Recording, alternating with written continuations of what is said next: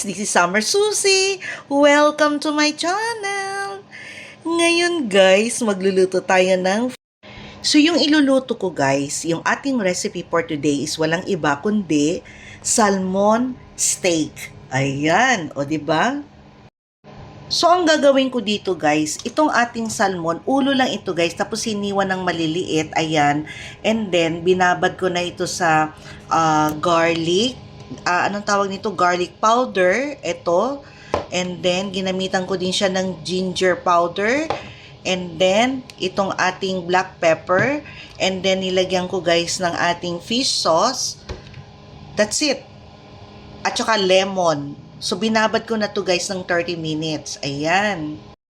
And then, yung may iba ingredients natin guys, itong ating tomato, onion, white onion ang meron ako. So, okay na yan guys.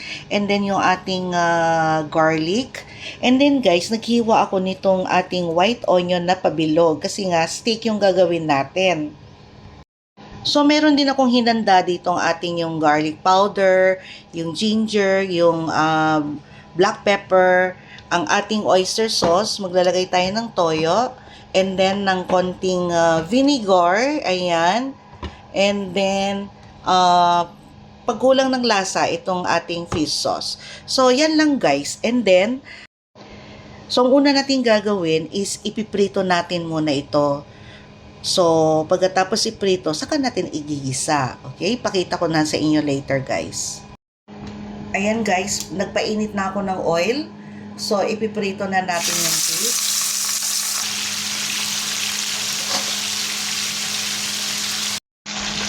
So, baliktarin na natin yung ating isda.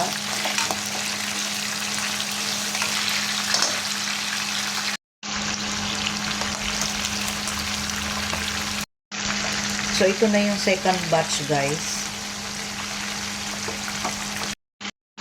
Itong ating pinagbabaran, huwag nating itapon kasi ito yung gagawin nating sauce din sa ating sabaw mamaya.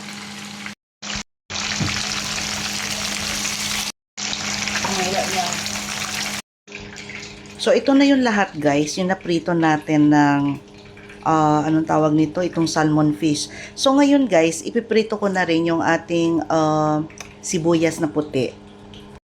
So, guys, gagamitin lang natin yung oil na pinagprituhan natin ng fish.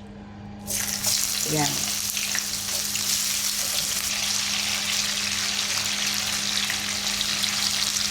Mga, ano lang to guys, 1 minute lang.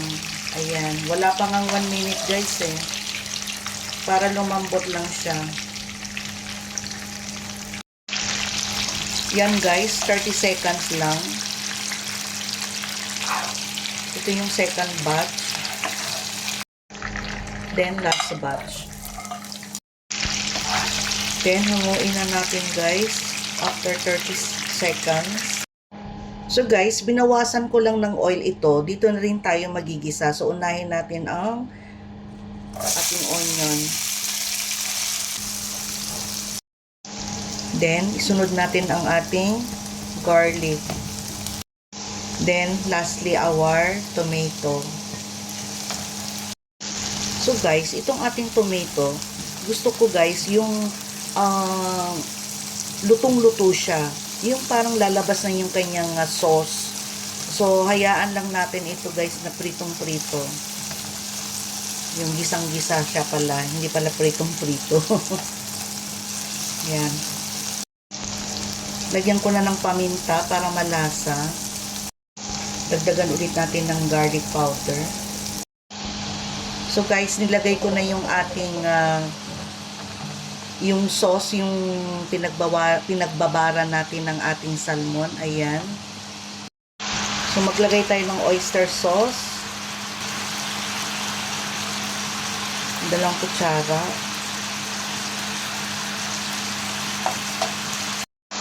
Maglalagay tayo ng 1 cup water. Maglalagay tayo ng toyo. Guys, maglalagay ako ng konting sugar, pang balanse. Tikman muna natin guys bago natin ilagay ang isda. Sarap. So ngayon ilalagay ko na yung ating piniritong salmon. ihalo-halo.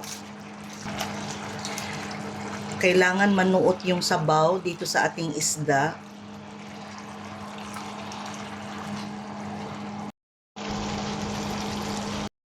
And then guys, lastly, ilalagay na natin yung ating onion. O, di ba guys? Masarap to. Kasi, lagi na lang tayong gumagawa ng sinigang na salmon or di kaya paksiw. So, naisip ko, gawa rin ako ng steak. Steak na salmon. O yan, para may iba, para hindi siya nakakaumay. So, hayaan na natin itong kumulo guys for about 1 minute. Then, luto na siya. So guys, luto na to. So, ilalagay na natin guys ito sa ating bowl for plating. Wow! So guys, eto na yung ating finished product na salmon steak. O, di ba guys? So, wag lang puro sinigang at paksiw lang gagawin natin dito guys sa ating salmon. Gagawin natin ng ibang twist kagaya ng steak, o di ba? So guys, ano pang hinintay ninyo? Gayahin nyo na itong aking recipe which is salmon steak. So guys, don't forget to like, share, and subscribe my YouTube channel, Summer Susie. Bye guys! See you in my next vlog. Bye!